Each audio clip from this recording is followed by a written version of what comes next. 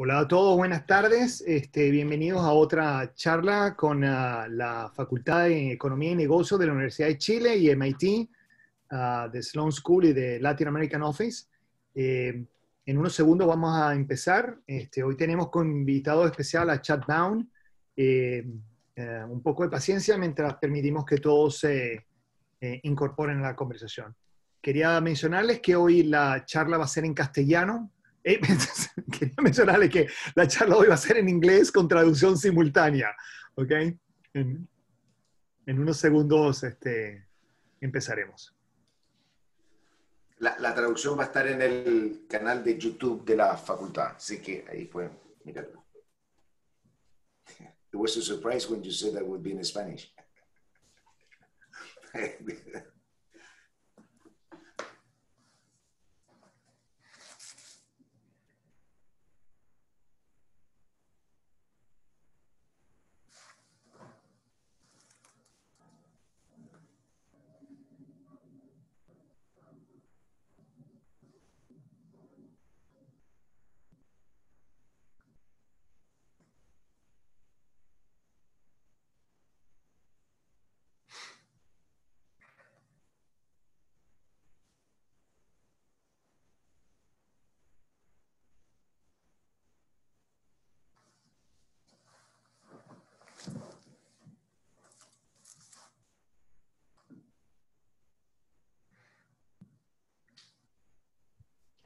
Buenas tardes a todos.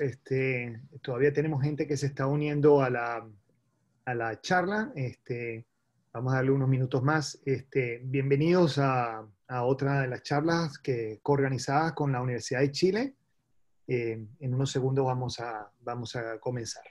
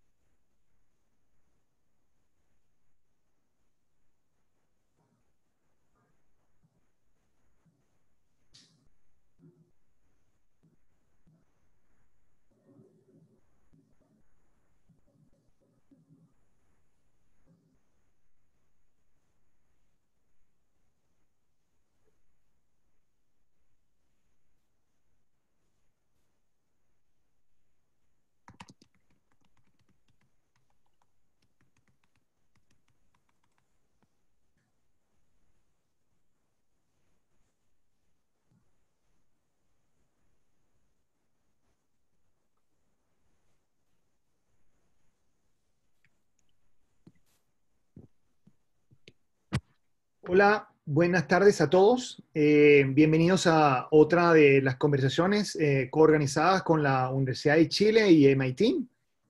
Hoy tenemos el gran placer de tener a Chad Bown como invitado especial. Quiero darle algunas reglas. Primero, la charla va a ser en inglés. Hay traducción simultánea tanto en Zoom como en el canal de YouTube de la Universidad de Chile. Por favor, vayan al canal de YouTube. También pueden ver la conferencia ahí que se va a estar transmitiendo. Una cosa importante, todas las preguntas y las pueden hacer tanto en el chat como en el Q&A. Nosotros preferimos que lo hagan en el Q&A y ustedes pueden votar en el de las preguntas cuáles son las que más les gustan. De ahora en adelante voy a switchar al inglés. So, thanks so much everybody for being here. It is a great pleasure to have Chad Bown as a special guest. In a second, Jose is going to do the introductions. I want to remind everybody about the rules. Please put all your questions either in the chat or on the Q&A. We prefer if you put the chats on the Q&A. It allows us to vote and determine which are the questions that are more relevant. Both Jose and I will be paying attention to both of them.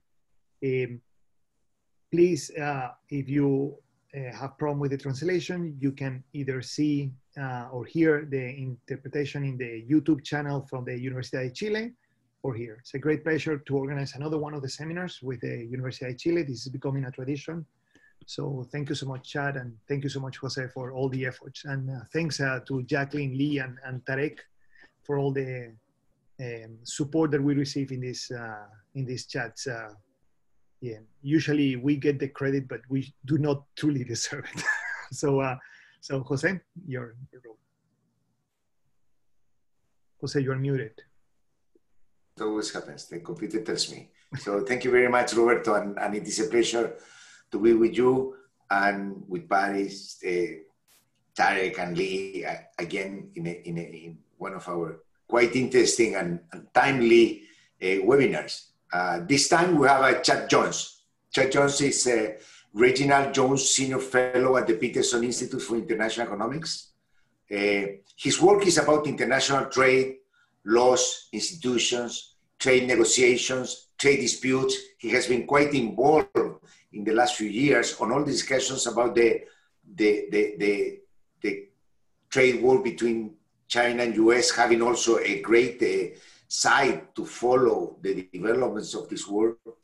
He also co-hosts Trade Talks at the Peterson website, a weekly podcast on the economics of international trade policy. It's also quite interesting for all people interested in international trade to follow what's going on in the world.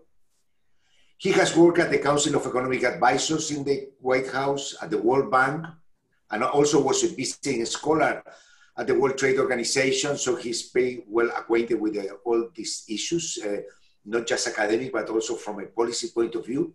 He had a very successful career as professor of economics at Brandeis University before joining the Peterson.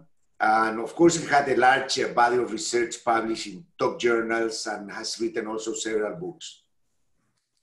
So it is a pleasure to have with us a leading scholar in international trade, in which one of his latest contribution has been on the vaccine nationalism and the implication of all of this on trade and also on handling of the pandemic.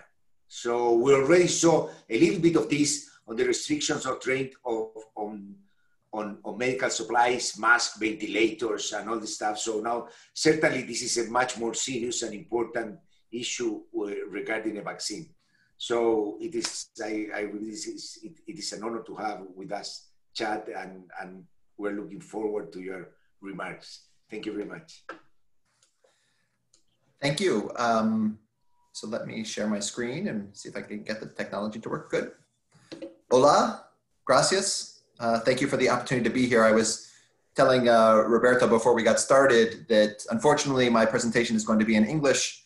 I grew up in a very small town in the United States. My mom speaks Spanish and she was the Spanish teacher in the small town in which I grew up in. And that's the reason why I don't speak any Spanish. I refused to take my mom as a teacher, so I took French. But I hope you'll bear with me. So what I thought I would do today is to talk about a couple of things. The first and most pressing, I guess, policy issue is this one of vaccine nationalism. We're all thinking about vaccines now as sort of the light that's keeping us all going through the pandemic. Just to warn you, I'm an economist, obviously. I'm a trade economist. I focus on trade policy, thinking about institutional design questions. I'm obviously not a medical doctor, not an epidemiologist. I'm like most of you, trying to learn what I can about this as we go along. But what I thought in my research has been very, very interesting is learning about what's unique about vaccines in terms of the economic features of the markets, but then also in terms of international trade and supply chains and how all of that might play into this question about how we are ultimately going to distribute a vaccine globally once the scientists have discovered one, right? And so we have a number of candidates that are out there now that are undergoing these what are called phase 3, various phases of trials. Some are as far as phase 3, the ones where they're distributing them to tens of thousands of people. Some people get placebos, other people get the treatment, and then we collect data and see how it works out. Now, there's one country in particular that I won't talk about today that has decided it doesn't need to have a phase 3 trial before it can start giving out its vaccine. to the public. We're not going to count that in this. There's good scientific reasons why that's not necessarily a good thing to do. So let me see if I can, yeah. So the piece I'm going to talk about is one that I wrote up with Tom Boyke at the Council of Foreign Relations, and it was just published in Foreign Affairs. Tom is a lawyer, legal scholar, and public health expert by training. So he's written books about pandemics. And so he's taught me much of kind of what I've needed to know throughout this process as well. He's not here on the webinar, but if you have really complicated questions about the science and the vaccines, you can ask me, and I will punt and save them for later to give them to Tom. And I'll be happy to follow up with you though. But he's really the sort of the medical expert for us on this project.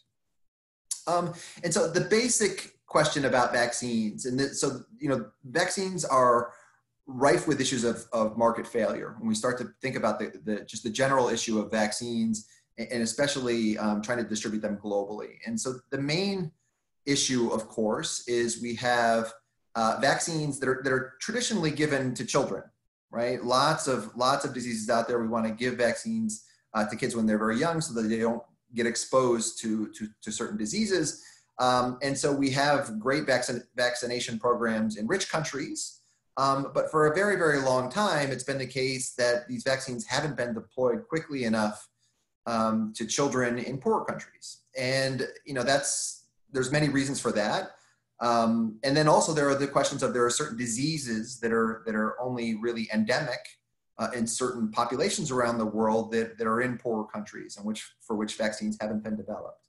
So there's lots of market failures that arise when you have these sorts of scenarios. One is when the big markets for these things are largely poor countries that aren't able to sort of generate the market demand that's necessary. Vaccines are also very, very different from other pharmaceutical products in that you typically only get it once, right? Or 1 or 2 doses. It's not like, blood pressure medication or some other sorts of chronic illnesses where pharmaceutical companies can kind of get their teeth into you and, you get hooked on some particular form of medication that you have to take time and time again, right? Vaccine, it's typically a one-off. You get it when you're a child and everybody's got to get it once, but it's not as huge a market as some of these other things.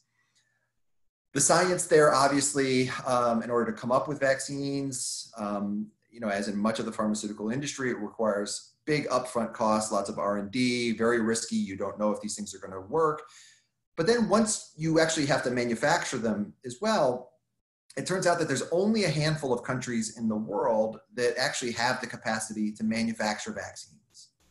They're highly regulated, and for good reason. The facilities, the manufacturing facilities to produce vaccines are hundreds of millions of dollars to construct, billions of dollars to construct, require lots of capital equipment, but then all sorts of quality controls as well, just to kind of make sure that they're ultimately safe. And then, of course, there's the big question of, this isn't just a market with free, sort of entry and exit. You've got heavy-handed regulators to make sure, for good reason, that the vaccines that are being developed and allocated are safe for consumers. They undergo all these quality tests, and there is this ongoing back and forth between the public health and scientists. And so that's sort of the basics of vaccines. Now, how are things different with the pandemic?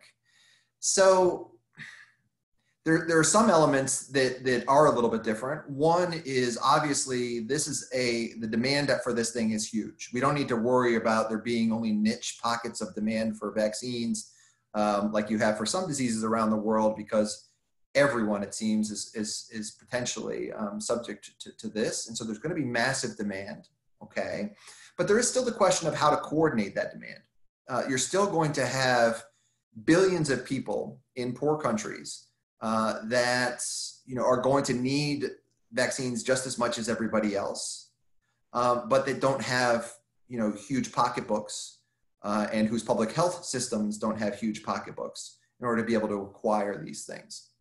So on the demand side, and partially piggybacking off of earlier market failure recognition efforts to to address the child vaccine shortage and market failure issues. There's this international institution that's been developed called Gavi, and it's basically a partnership that was developed, in the mid to late 2000s by Bill Gates, Gordon Brown, the World Bank, Rockefeller Foundation were involved, recognizing there was this market failure and trying to fill in that gap.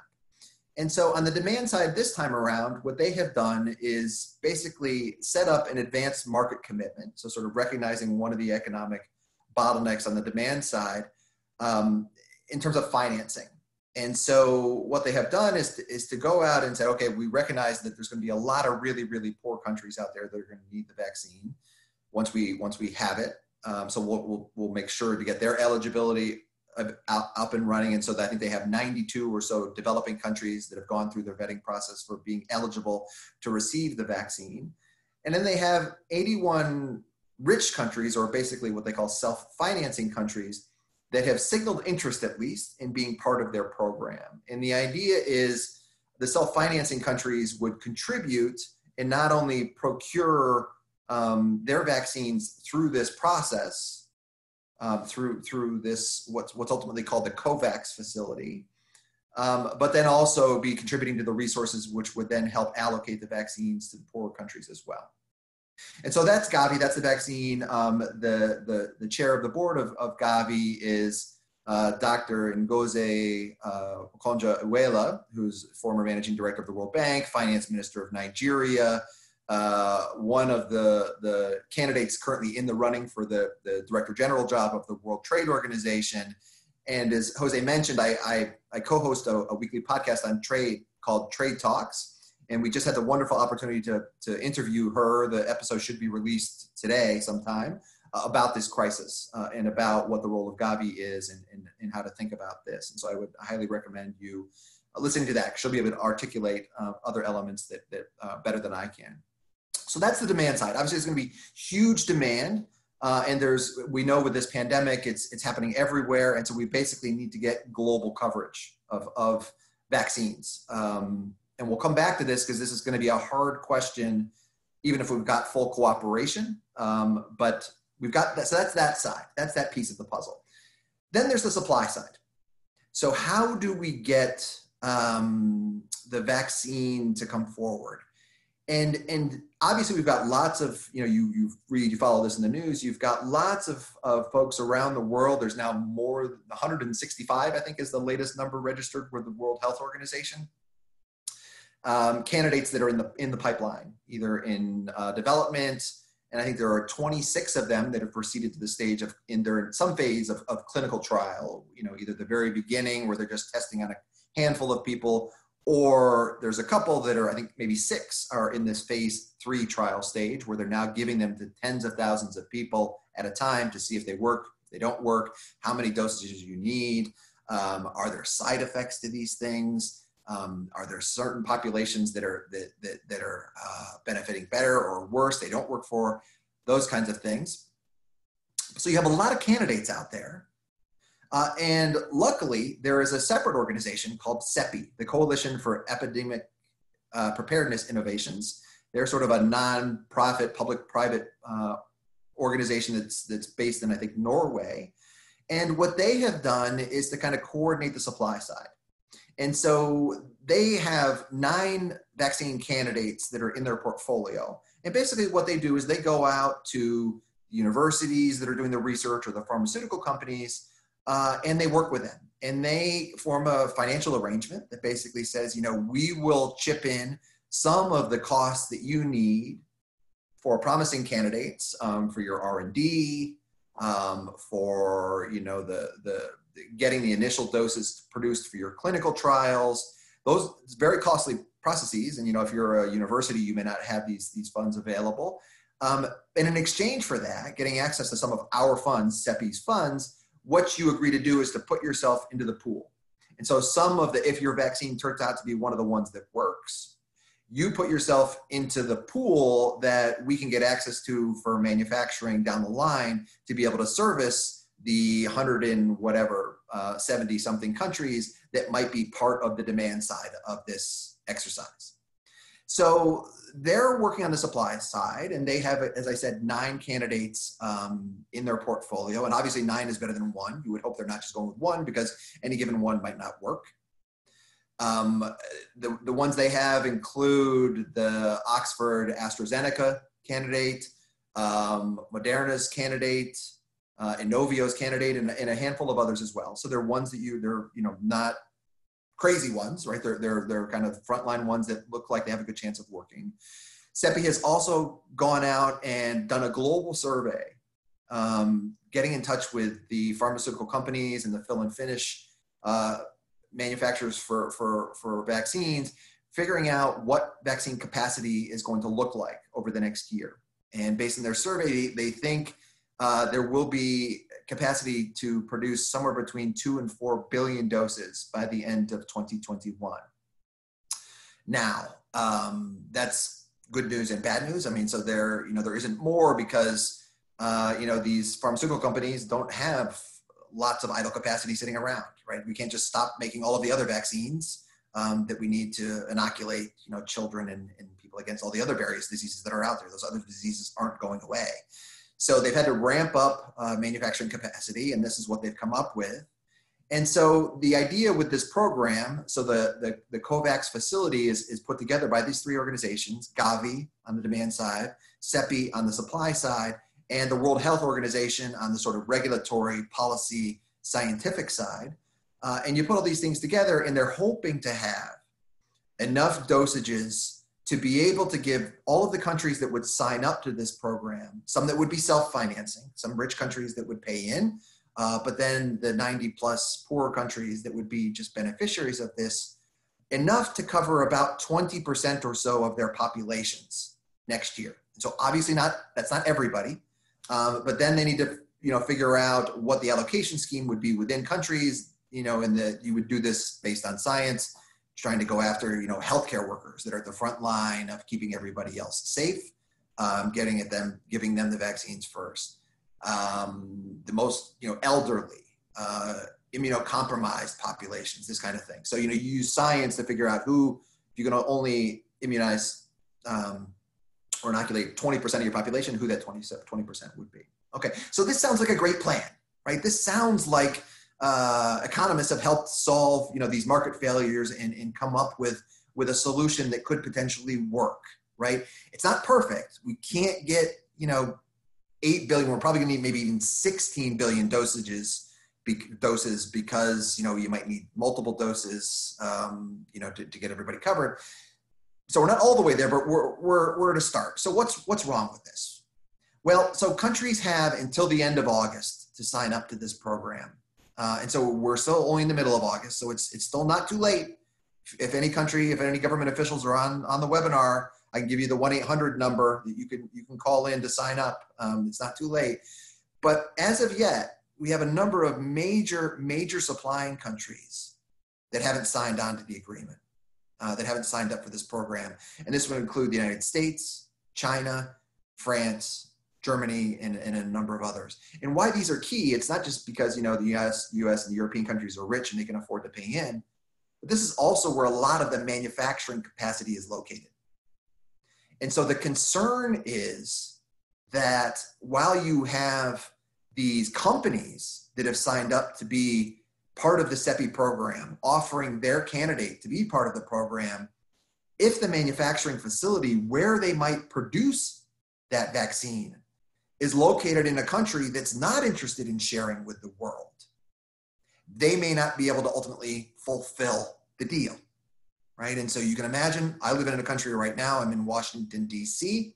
It's hot, it's humid, it's raining, and just down the street, we have a president that is not really interested in sharing in global cooperation and has made no overtures about being a part of this program. And in fact, has gone out and signed contracts with a number of different pharmaceutical companies, taking for billions of dollars, saying we're going to buy hundreds of millions of doses of your vaccine, basically, taking a lot of that stuff potentially off the market, not sharing it. And so this is the concern, is that while the program might be well thought out and well established, if you don't get the governments to actually buy into this program, it could unravel. And so we still have time, but some of the major players haven't bought into it yet. And as was mentioned earlier, we've already seen during this crisis examples of policies being deployed that would stop the export of these types of vaccines. I didn't mention this, but let me pause to say, unfortunately, with vaccine manufacturing, compulsory licensing is unlikely to work as a global solution. So we do have rules in the international trading system under the WTO, under the TRIPS agreement, the Intellectual Property Rights Protection Agreement, that says that, if you're not willing to supply, medicines to poor countries at reasonable prices, governments of those countries can engage in what's called compulsory licensing. Sort of break your patent, give you a reasonable fee, but allow somebody locally to be able to produce the medicine. With vaccines, that's really unlikely to be a solution. It's just too complicated, too tricky for most poorer countries to be able to produce with the quality regulations in place and the high fixed cost of doing so for that to solve the problem. So they are going to be very, very reliant on trade. And that means we need these vaccines to be manufactured, produced in places that are going to be willing to export it. And if we've got this vaccine nationalism and hoarding going on, that's the spanner in the works. So we saw examples of that with PPE and ventilators, as mentioned back in March and April. But even in earlier pandemics, epidemics, we have seen governments engage in this kind of thing. So as I was researching this, I found that back in 1976, we had an outbreak of swine flu in the United States that looked like for a while that it was going to be very bad. The Canadians contracted with American vaccine manufacturers to procure it. And then when it came time to deliver, the US administration at the time said, no, you're not going to be able to export this stuff. We're going to keep it here. So luckily it didn't turn into as bad a pandemic as it could have. And so it didn't turn out to be a big deal. But it could have been. And we saw the similar thing happen in 2009 with the H1N1 pandemic. A number of rich countries had promised developing countries that they would get access to their vaccines, but then failed to deliver. Now, and the thing I'll conclude on here is why this could get ugly. In the current world in which we live with global supply chains, it's still impossible at this moment to know. We don't know yet the science of which one of these, or if there are going to be multiple ones that are going to work, which ones will work. And thus we don't know all of the ingredients that they're going to need. And so as I was learning about this, I've learned that one of the most important ingredients for a number of vaccines that are already out there, not necessarily for the coronavirus, but for other things, is what's called an adjuvant. And one of the key adjuvants, these are kind of supercharger, power boosters that they put to make vaccines work with your immune system. One of the most important adjuvants is, I'm sure this is front page news in Chile every day, comes from the soap bark tree, which is pretty much only found in Chile. And so what that means is if that ingredient is needed to be able to manufacture vaccines in the United States or in Europe or elsewhere around the world, Chile has some power. It can say, well, you're not going to get the input unless you send me some of the output, right? So we'll see. That's, it's good power to have. And in my mind, that's how you can enforce, if what's preventing countries at the moment from signing up to this agreement is the concern that the agreement would be unenforceable. That even if you could somehow convince President Donald Trump to sign up to a sharing agreement where the Americans agree to get some access to, a European based vaccine in exchange for sharing with the world any American based vaccine that would come there first, they're worried that the Americans might renege on that deal. Well, one way you can kind of enforce that and not allow the reneging to happen is if you can threaten to take something away that's of value, and one would be key inputs. Now, we aren't sure what all those key inputs are going to be, but we know that supply chains are complicated. It's pretty unlikely that the United States, even the United States, will be able to think through all of the inputs in sufficient quantity ahead of time to be able to make sure that it's going to be able to sufficiently roll out all the manufacturing that it needs. So I think there's good arguments to cooperate. It's one of the most challenging institutional design questions that I've kind of ever had to think about in my professional career. but I think it's possible. And of course, you know, for lots and lots of economic as well as humanitarian reasons, obviously, it's the right thing to do. So I think with that, I'll stop on that, and I'm happy to kind of take questions, or if nobody's interested in vaccines, we can obviously talk about the trade war too, but the trade war seems like it'll go on forever. So. No, I think we will be very, no, I think this is thank you so much. This is fantastically good. So some people are asking about the name of the tree. Jose, what is the name of the tree? Do you know it? Kijai. Kijai. Kijai, okay. U-I-L-L-A-Y. He said, when I read the chat's paper, I had to say, well, what is so part 3? And I found we call it Kijai. Yeah. But don't go and cut them down. We might need them. If you have one in your backyard or something right now, put a fence around it to make sure you keep it safe, because we might need it. Yes. So, well, there is the natural question. The first question, I think that the people is quite interested, and is what may also looking for is what do you think about would be a position of the U.S. government towards COVAX if eventually there is a presidential change after the November elections? That's it. So, you know, I want to say that if it were a different president right now, that the United States position on this issue would be very, very different. But I think also that would be a little bit naive, because even, you know, when I was talking about the H1N1 pandemic in 2009, you know, that was the Obama administration. It was early days of the Obama administration, but, you know, they kind of didn't behave as one in a fully globally cooperative way that one would hope. So I think we do have to recognize that all countries and have political leaders that face voters.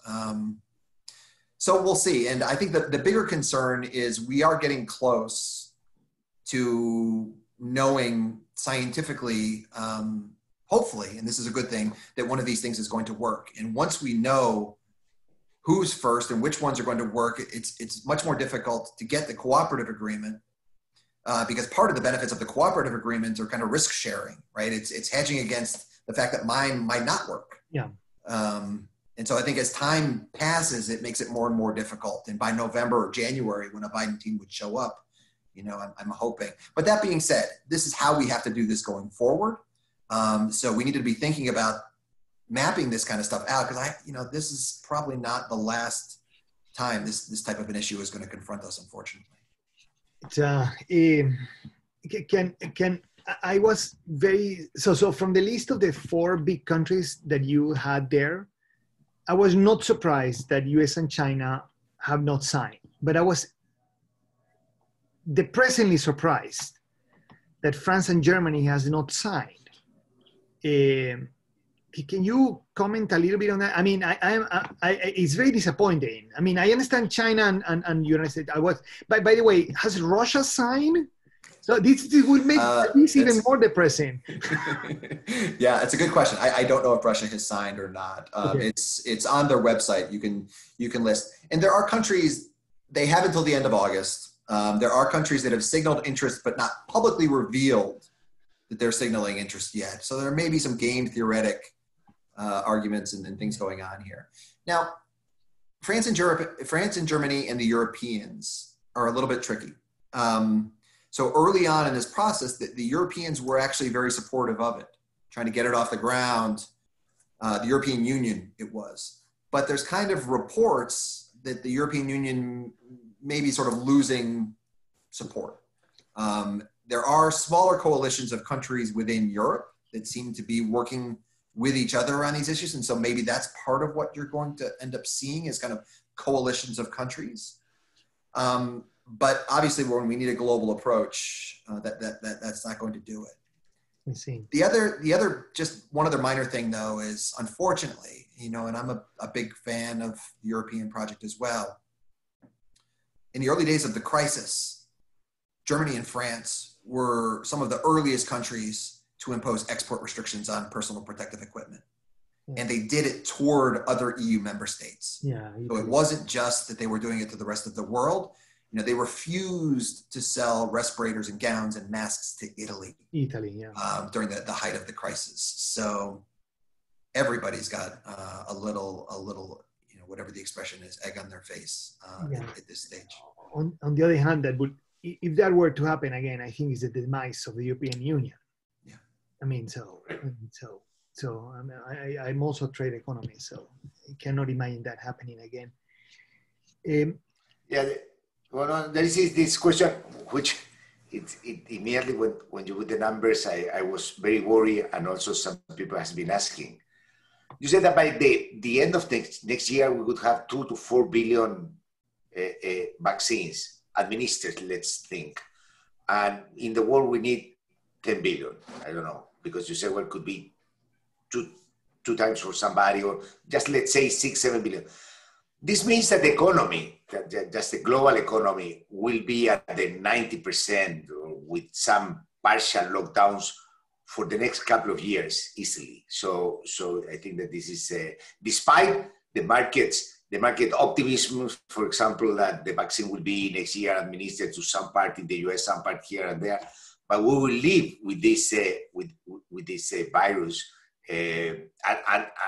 unless it changes, but we will not be able to control it for the next couple of years, which has, of course, a lot of implications for national and the global economy, I think. Yeah, that's exactly right. I mean, so there is a fair amount of uncertainty still, even with these estimates, because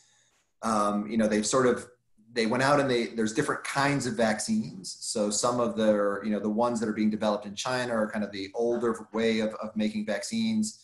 Some of the new ones that are being developed in the United States and Europe are these mRNA varieties, and there's just different manufacturing facilities have different capabilities of being able to produce. So it depends on which ones ultimately work, will also influence how much you're going to be able to get. And so this is just to say, there's still tremendous uncertainty, and they've recognized that when they did this survey. But what they wanted to do was to try to get a lay of the land to figure out at least, what are we talking about in terms of the ballpark here, and where is it located? Let me add a little bit to that question, Chad. If you had to guess a little bit of the timing, so I mean, you told us at Cap T end of last year that we might have 2 to 4 billion. So if everything goes, I think that's an optimistic estimate with what you're saying. No? So that's on the optimistic side. So what would be kind of the timing? So we will have by the fourth quarter of this year, we will have some news that we have a couple that are working, and then the ramp up. So how do we get to that 4 billion? Because I imagine that this is not going to be that easy to produce at the beginning. So actually producing like 5,000 a day at the beginning will be really hard, and then we will get better as time goes. So we have to be very clear about how we distribute that. So can you comment a little bit on the timing, and then how will you organize the ramp up and the provision of the vaccines, or the allocation of the vaccines? So again, I'm not a medical doctor or scientific expert or clinician, but what has also been told to me in this process is, the way the phase 3 trials work is they try to go out and they collect enough data to be able to administer the vaccines effectively, right? To try to figure out who the right populations should be as targets. But that being said, they don't collect all the data that they need at that stage. So there's still just, even at that stage, a lot of data collection that's going on, or should hopefully continue to be going on, even after you start administering these vaccines. So yes, on the production side, there's going to be, presumably learning by doing and that kind of things. You'll get better and more efficient at it as you go along. But also on the distribution side, I think you're going to learn some things after it is administered to bigger populations of people about what the allocation process should be as well. So it is going to be, ideally, I think, this kind of updating that takes place. Now, but I think to your broader question, even at the best case scenario, if you've got 4 billion doses by the end of 2020, how many do you have by the end of January, by the end of the first quarter, by the end of That I don't know. And I didn't, I don't know that necessarily their survey is detailed enough to be able to spell that out. And I think I think there's still a lot of uncertainty, but I think your point is well taken. This doesn't mean 4 billion doses on January 1st of 2021. If anything, it's probably not 4 billion doses until December 31st, the very end of the year, right? If anything. Yeah. Well, one of the comments that we received in the Q&A said that this could be also like influenza, that you need a shot every year. Yeah. No, that's exactly right. They say 10 billion a year is a huge thing, and yeah, it's crazy. Yeah. That is interesting. So for the pharmaceutical companies, if this is one shot a year, it might be easier for them to ramp up production because you can justify it, no? Yeah, right. I think that's right. And we'll see. I mean, there's going to be, lots of interesting questions about licensing, and while compulsory licensing won't work for every country, there are going to be interesting licensing arrangements set up. You probably will have new countries, come on the scene as being able to manufacture. It's amazing to think that if you're a pharmaceutical company and you want to have flexibility about where you're able to sell some of these vaccines once you manufacture them, that right now you're thinking to yourself, I don't want to set up a new manufacturing plant in the United States. So that's not going to give me any flexibility at all because Donald Trump is just going to hoard it all, right? Yeah. So I want to set up this manufacturing facility in a high regulatory state country that's got good regulations and will trust the science, but actually has a very, very small population. So I can just distribute to them, but then I can export globally however it is that I want to do it, whether I'm interested in public health and ethical issues, or if I'm just seeking to make a lot of money kind of thing, right? These are really interesting economic market questions that Chad, you just described political economy are fascinating. Yeah. Chad, you just described Uruguay, Colombia, and Chile. So now's your moment. If you want it smaller, I mean, Costa Rica is available. But this is it, right? Now is the moment, given the political economy of how the world has changed over the last couple of years. So, well, AstraZeneca just announced that they will produce the vaccines in Mexico and Argentina. That's what is on the news now. Yeah. So that's great. I mean, the other interesting things though, and I don't know enough about this, is where they're going to do this, right? And so some of these places, they have existing facilities themselves to be able to do vaccines. Some of it is they're kind of subcontracting out with partners, these kind of fill and finish facilities. But we'll see. This could be, revolutionary for the pharmaceutical industry in and of itself. Maybe there will be new models of collaborative behavior that emerge through all of this. So one question that I saw here that I thought it was an important one. So in the collection of the data for phase 3, how do we know when the vaccine could be harmful for the population? So in the previous experiences, do you know? So I don't, except that I know that there are some trials that are cut off early. And so, they're collecting data as they go along. And if, they start to see patterns in the data that are very, very worrisome, they're not going to continue to inflect it on future recipients, even within that population. So I don't know, except that, the longer the time, I guess what I would say, the longer the time passes and that hasn't happened, it's better. That's good news. Yeah. That's good news. Yeah, my wife is watching your talks, and so she sent me this morning one tweet about the vaccine from Russia, and I have many questions about the vaccine of Russia. So first, there is a dialogue, yeah. Yes. So first, it is not injecting yourself vodka, no? Just to be sure. I don't know. No, so do we know anything about this vaccine that Russia is promoting? Not really. I mean, obviously Russia has brilliant scientists. And so I think we can't dismiss the idea that this vaccine could ultimately work and could ultimately be valuable. I think the concern of not going through the process is the way I think about it is maybe twofold or maybe threefold even. So first is, suppose it doesn't work, and they give it to the Russian population. Obviously, it's got, not only does it not work, it's got side effects, and some of these vaccines, some vaccines historically have had side effects, or at least they're thinking that they did, the ones that didn't work, and that's why they pull them out and they don't give them in. So if that happens, that's going to make it even more difficult down the line to convince your public that if you do have a vaccine that works, they should take it. They should trust it, right? So I think that's one problem.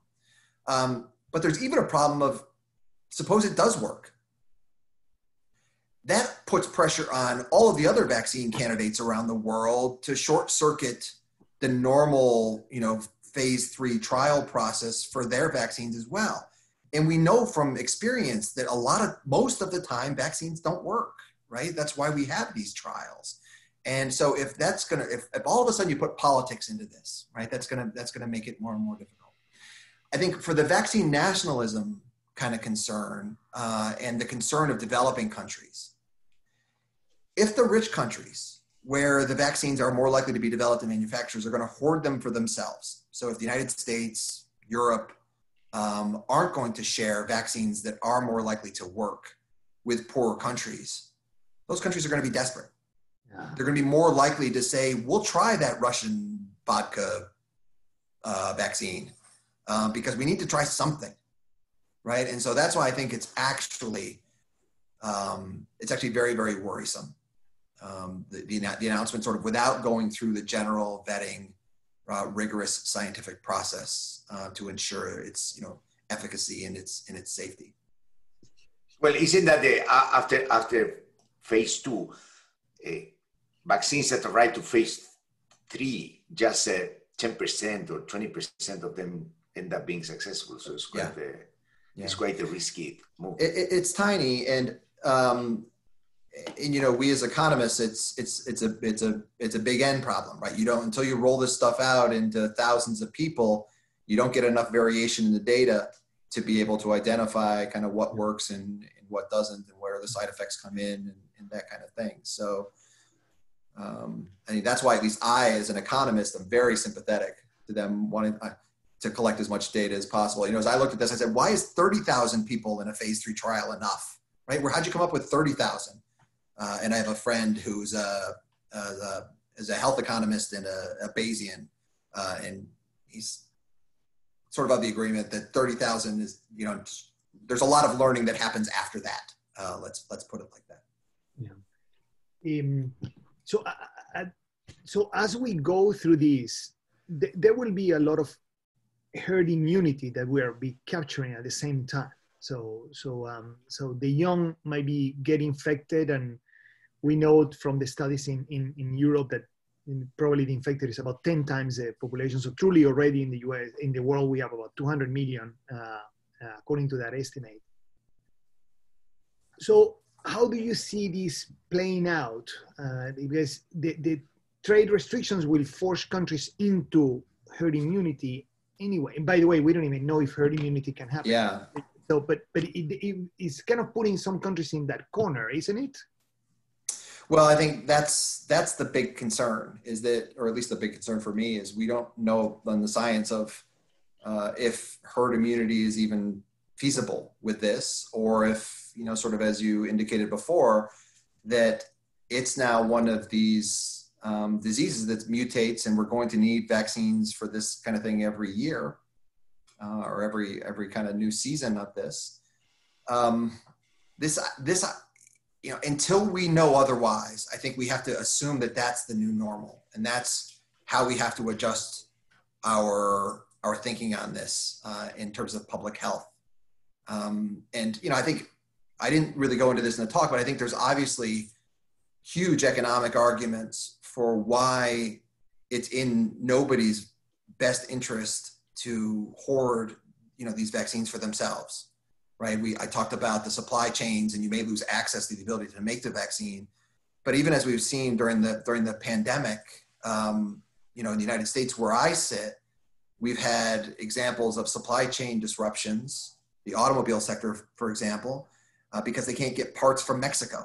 So if Mexico can't have its industry up and running to make the engines or, the seat belts or whatever for automobiles, the final car can't be assembled.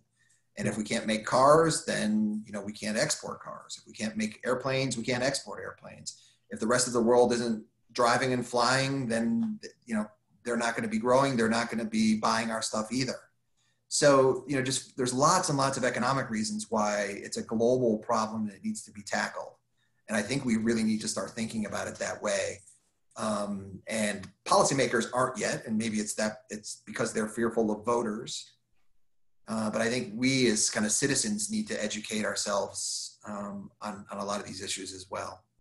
And this makes even more surprising why France and Germany have not signed on the Gavi. The Gavi is just stating formally what you're just saying, that it is better for Germany and France to have a healthy, emerging markets.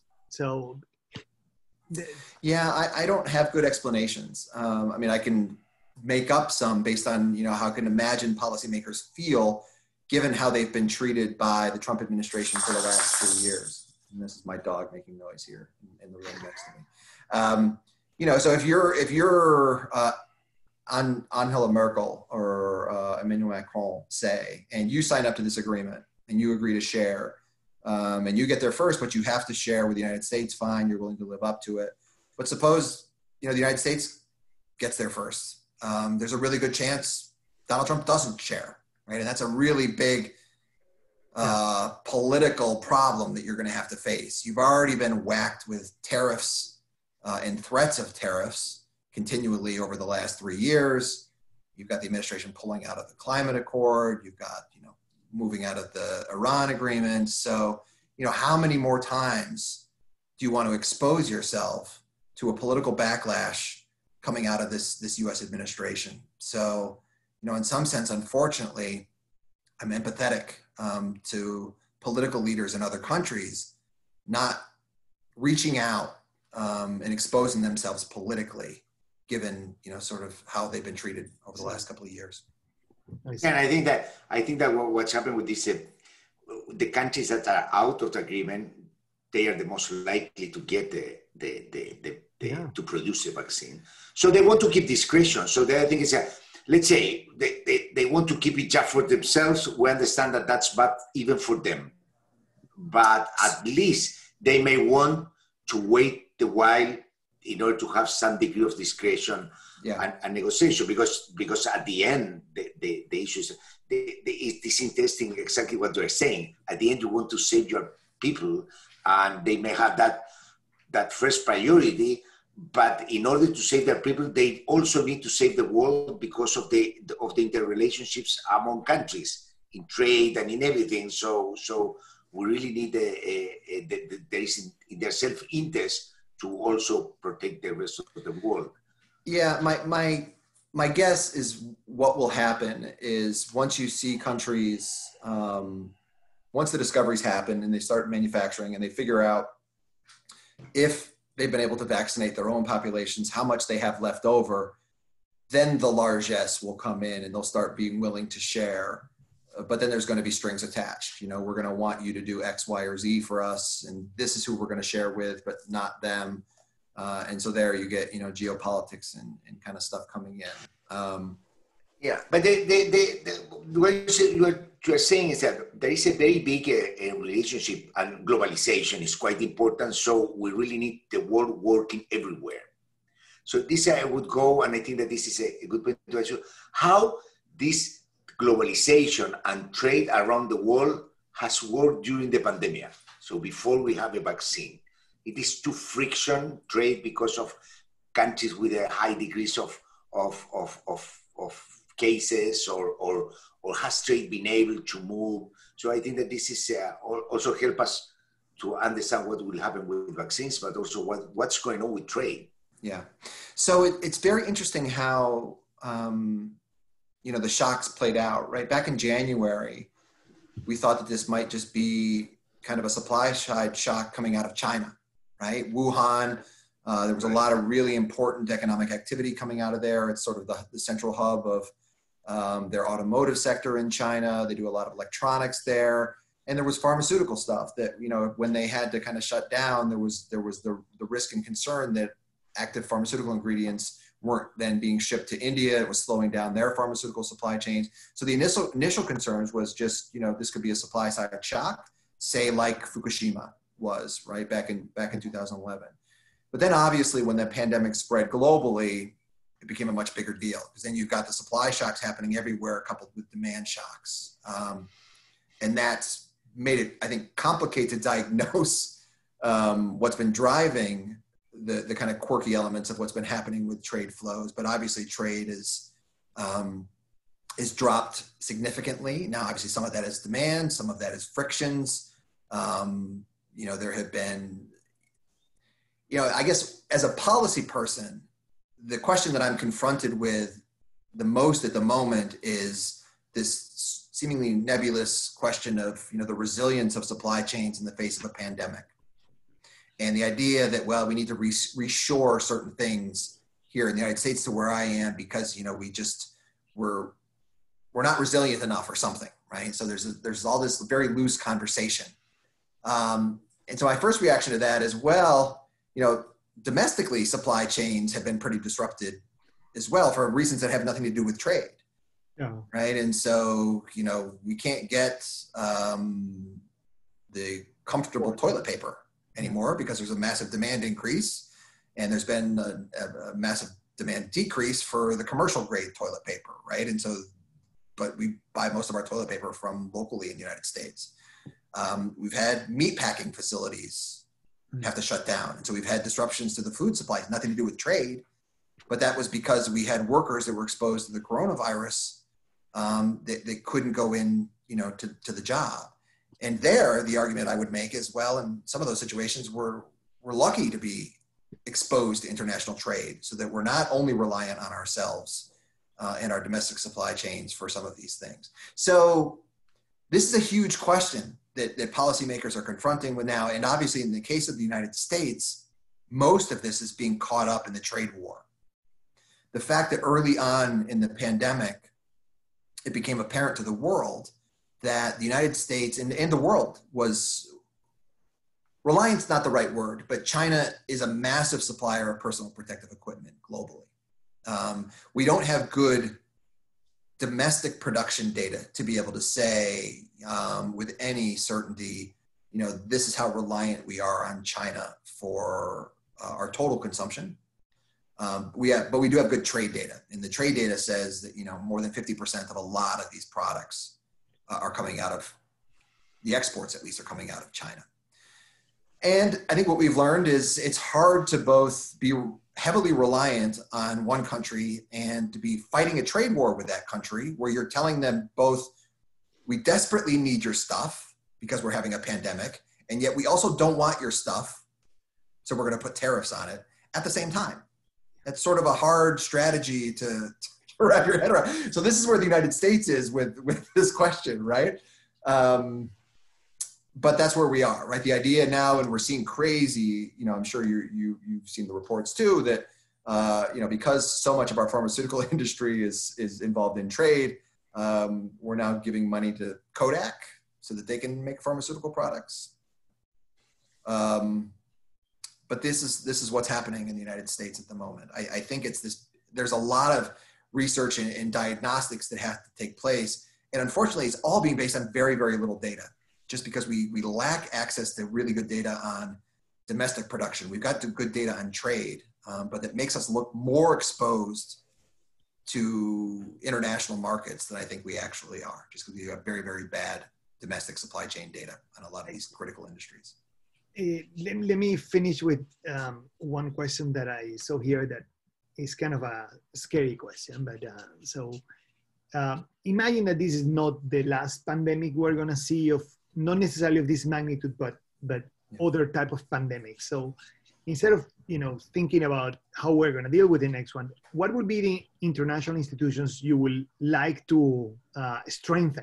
So next time we have a little bit better collaboration, better preparation, better resilience to the next one that is very likely to appear. Yeah.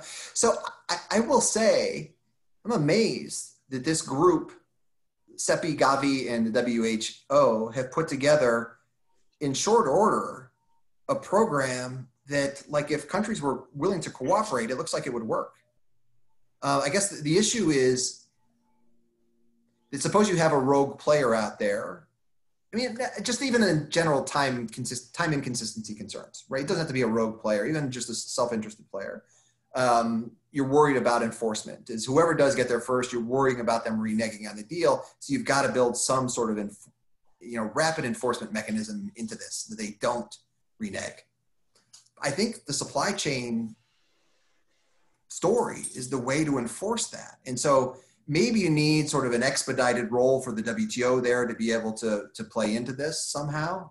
Certainly saying, well, if you imposed an export restriction, we would file a WTO dispute against you. And, 5 years later, we would have a ruling that somebody could authorize. No, right? During a pandemic, that doesn't move quickly enough. Yeah. But during the pandemic, some of the bad policies that governments implemented were either reversed or modified very, very quickly once they realized how exposed to supply chains and potential retaliation they were. And so, for example, the United States, when the Trump administration invoked the Defense Production Act and was threatening to not sell respirators and gloves from 3M, produced in, I think, South Dakota and Nebraska, to Canada and Mexico, and a lot of other countries in Latin America. This is where, 3M produces these things at those plants there, and they sell to the entire hemisphere. The Trump administration said, no, we don't want you to sell to anybody outside of, just only Americans. Canadians, they didn't have to really make loud noises, but they could have made noises to say things like, in order to make hospital gowns and respirators and surgical masks, you need hospital grade pulp. You get that from our facilities in British Columbia, and we could shut those off. And you wouldn't have the pulp. There's no respirators, and so voila. And similarly, Justin Trudeau, I think, said, there's a lot of Canadian doctors and nurses that every day go into Detroit to help treat American patients that are suffering during the pandemic. Shut the borders. Maybe they won't be able to. In any case, supply chains can be used, I think, to help enforce, to make sure that the countries actually live up to the deal. And what happened in that instance is the Trump administration backed off, and the export restrictions that they imposed weren't nearly as draconian as the first ones they rolled out. And there's a similar story that I think came out of Europe as well. Their initial export restrictions initially hit Norway, Switzerland, and once they realized, there's some countries that are involved in these supply chains that aren't part of the EU, they made them much less restrictive as well. So I'm hopeful. You'd like for them to not have to go through those lessons and recognize it ex ante, but I'm hopeful that rational governments at least could recognize this. Perfect. Great.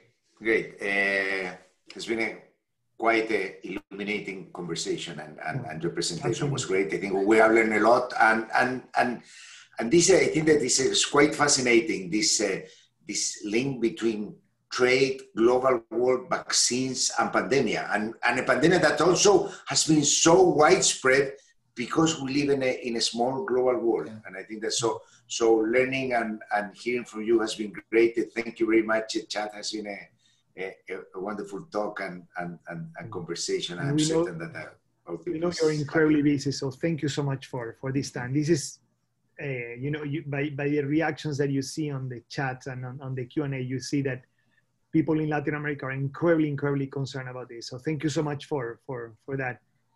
We hope that your best scenario is the one that actually occurs, and that we can actually get past this pandemic. I'm an optimist at heart, so we'll keep fighting for it regardless of who the policymakers are in office. We'll figure out some way to be able to make it work. Yeah, and thanks for that work, actually. Yeah. Actually, thank you for all that. Thank you for everybody. Thank you very much. Thanks, Chad and Tarek, Lee, Jacqueline, and everybody. Thank you to everybody. La grabación va a estar disponible para todos en la página web, así que busquen los links ahí. Thank you, Chad, and thank you to everybody. Thank you. Gracias.